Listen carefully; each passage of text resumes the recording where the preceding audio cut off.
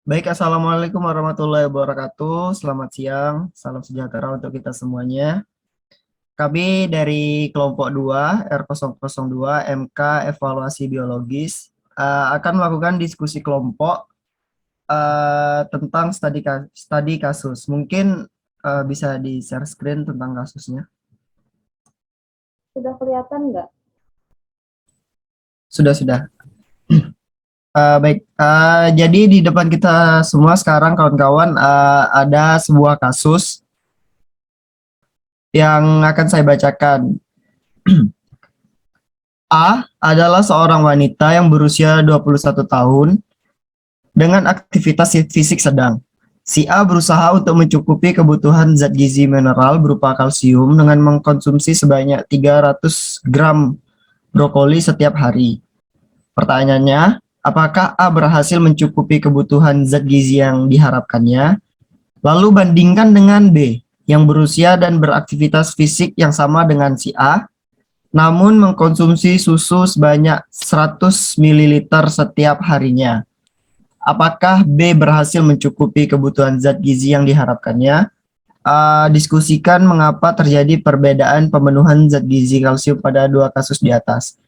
Mungkin langsung saja kita mulai diskusinya kan kawan. Ada yang ingin mau menyampaikan pendapatnya nggak? Menurut aku, untuk bisa mencari bagaimana kesimpulan dari diskusi itu, pertama kali itu kita harus cari tahu dari informasi berapa sih kebutuhan zat gizi dari seorang wanita yang berusia 21 tahun dengan aktivitas fisik sedang. Nah, sudah kita tahu berapa kebutuhan zat gizi mineralnya yang berupa kalsium, terus setelah itu kita mencari berapa uh, zat gizi yang terkandung dalam 300 gram brokolinya. Begitu juga dengan seorang B, kita juga harus mencari tahu bagaimana kebutuhan zat gizinya per harinya, dan kita harus mengetahui berapa kandungan zat gizi pada 100 ml susu. Bisa kita, untuk informasinya bisa kita lihat di internet dari berbagai berbagai situs.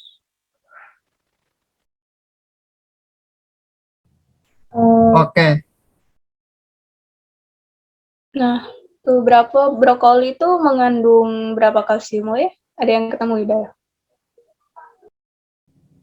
Sebelum ke situ, ini dulu nggak sih yang tadi angka kecukupan mineral yang dibutuhkan A sama B tadi. Jadi kemarin Sarin cari juga di peraturan Menteri Kesehatan, sebentar Sarin share screen itu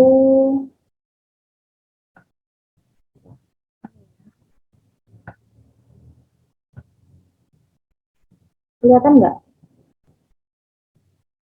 Kelihatan, Dri. kelihatan. Sarin coba.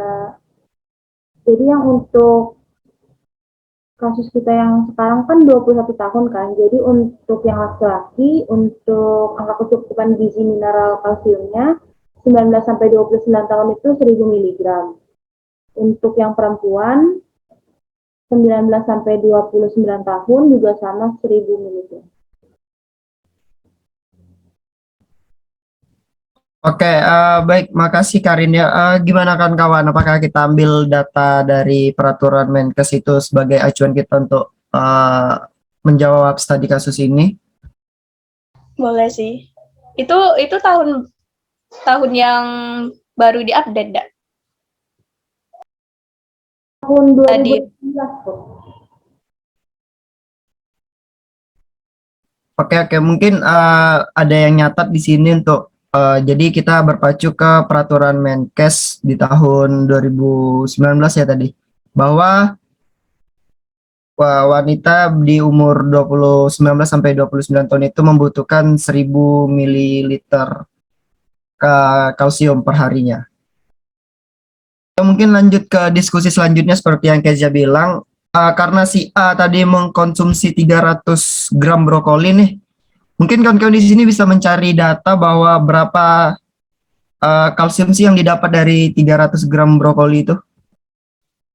300 gram brokoli itu, kalau nggak salah, total keseluruhannya itu 336 miligram kalsium, yang mana 100 gram brokoli matang itu untuk 100-nya itu mencapai 112 miligram kalsium. Jadi 112 miligram kalsium itu dikali 3, didapat 336 miligram kalsium. Itu didapat dari situs nilaigizi.com. Baik, Boleh di-share screen nggak? ya. Yang lain sepakat nggak dengan gambaran gitu? Karin coba share screen lagi ya.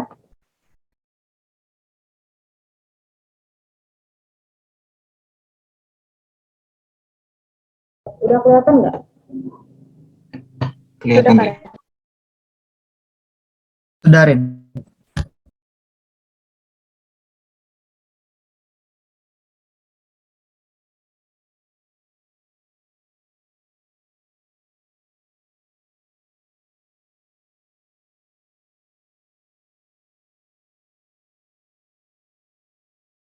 Berarti kalsium di sini dikali 3 ya berarti? Iya, guys. Dikali 3. Biar dapat 300 ya. Oke. Oke, berarti kita sepakat ya menggunakan data ini ya, kawan-kawan semua. Oke, mungkin ada yang pencatat, mungkin Feby atau Putih.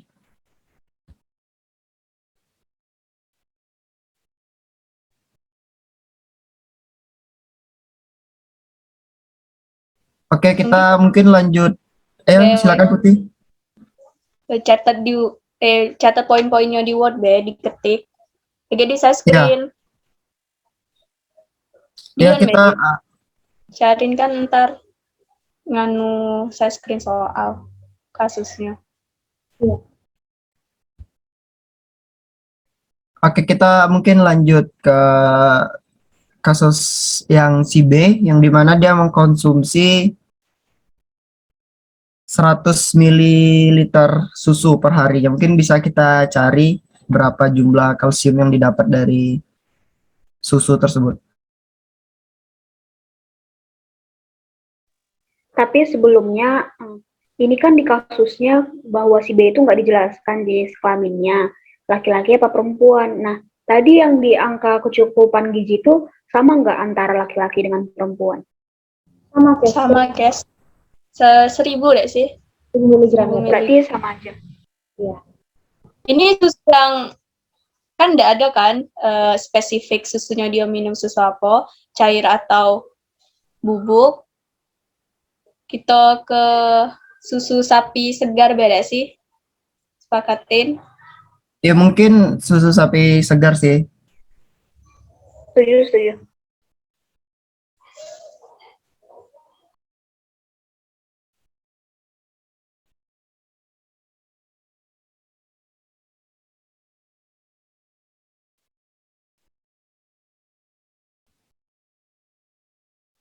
Oke. Mungkin kan kondisinya ada yang bisa notalin dengan kalsium yang berada dalam 100 gram susu sapi segar. Mungkin bisa dijumlahkan dengan jumlah total susu yang dikonsumsi sama si B dalam seharinya, mungkin dapat berapa ya? Untuk 100 gram itu sama dengan 100 mili memang. Jadi ini udah yang dia minum setiap harinya. Jadi kalsium yang dia peroleh itu setiap harinya 143 miligram. Berarti kurang ya, weh. Dari 1000 miligram tadi. Iya, kayaknya belum mencukupi yang buat. Kurang. Ya, sebenarnya kurang, mereka nggak mencapai kalsium yang harus dibutuhin setiap harinya itu. Yang brokoli tadi juga kurang. Tapi yang lebih mendekati yang kasus brokoli nggak? Iya, brokoli. Iya, brokoli. Berarti udah ketemu kan kita nih? Brokoli. Iya. Tapi menurut kalian tuh apa sih yang bedain, kok bisa beda kalsium yang dimakan?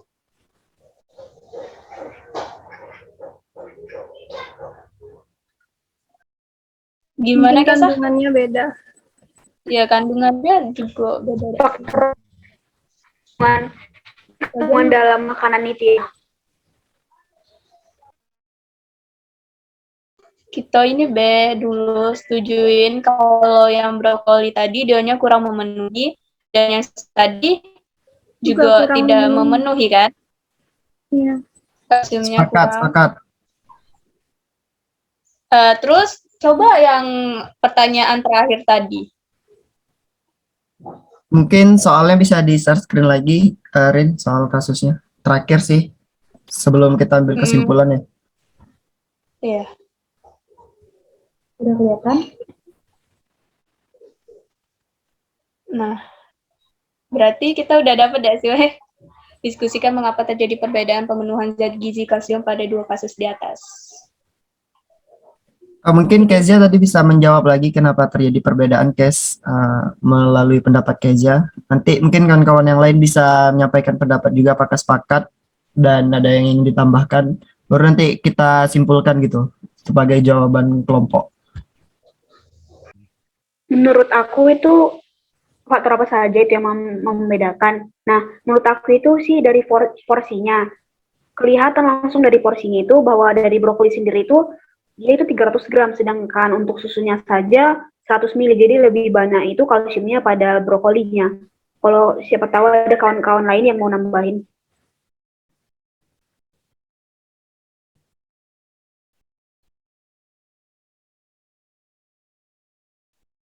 Iya, saya setuju. Setuju Berarti sih.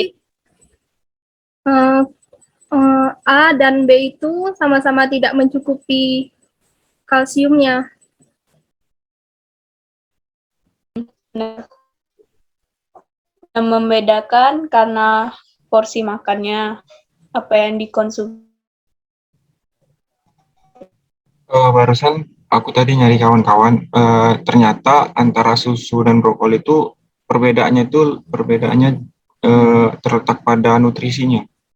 Yang mana nutrisi pada brokoli itu lebih tinggi daripada yang ada di susu.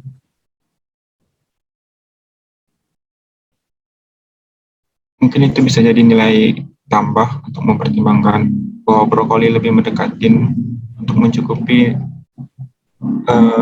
di antara si A atau si B.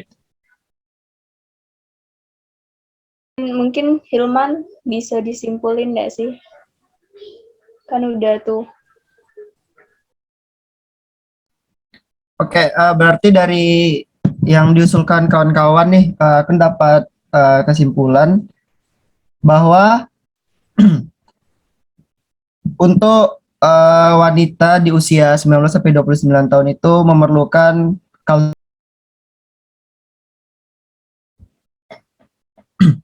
baik, dari diskusi kelompok kita tadi dapat kita simpulkan bahwa poin pertama adalah di usia 19 sampai 29 tahun seorang wanita memerlukan sekitar 1000 mg kalsium per harinya. Dari kasus A, kita dapat menyimpulkan bahwa ia mengkonsumsi 300 gram brokoli per hari untuk memenuhi kebutuhan kalsium yang ia butuhkan sehari sebesar 1000 mg itu tadi. Jadi di dalam 100 gram brokoli matang sesuai data yang kita peroleh tadi dari nilaigizi.com memperoleh sebesar 112 mg kalsium. Jadi jika si A mengkonsumsi 300 gram brokoli per hari, maka ia mendapatkan kebutuhan kalsium sebesar 336 mg kalsium per harinya. Lalu pada kasus B, di mana ia mengkonsumsi 100 ml susu per harinya untuk memenuhi kebutuhan kalsium yang ia butuhkan dalam sehari, yaitu sebesar 1000 mg kalsium. Dari 100 gram susu sapi segar yang telah kita sepakati bersama tadi, berdasarkan data dari nilaigizi.com, mengandung 143 mg kalsium. Jadi dari data di atas dapat kita simpulkan bahwa kedua orang, si A dan si B, tidak memenuhi kebutuhan kalsium yang ia butuhkan dalam sehari dengan usia dan perilaku fisik yang sedang. Lalu Apa yang menjadi perbedaan di antara pemenuhan zat gizi kalsium pada kasus A dan kasus B? Yang pertama kita simpulkan terjadi perbedaan di antara apa yang dikonsumsi oleh si A dan si B. Lalu juga kita menyimpulkan bahwa porsi makan yang berbeda yang dikonsumsi oleh si A dan si B. Dan yang ketiga adalah jenis kelamin si A dan si B yang perempuan tersebut mempengaruhi zat gizi kalsium yang dibutuhkan mereka setiap harinya. Mungkin hanya itu yang dapat saya simpulkan pada diskusi kita pada hari ini. Selanjutnya adalah untuk membuat PPT dari data-data dan kesimpulan-kesimpulan yang telah kita buat. Mungkin itu saja. Saya ucapkan terima kasih kepada teman-teman yang sudah ikut diskusi pada sore hari ini. Saya tutup. Selamat sore. Assalamualaikum warahmatullahi wabarakatuh. Waalaikumsalam warahmatullahi wabarakatuh.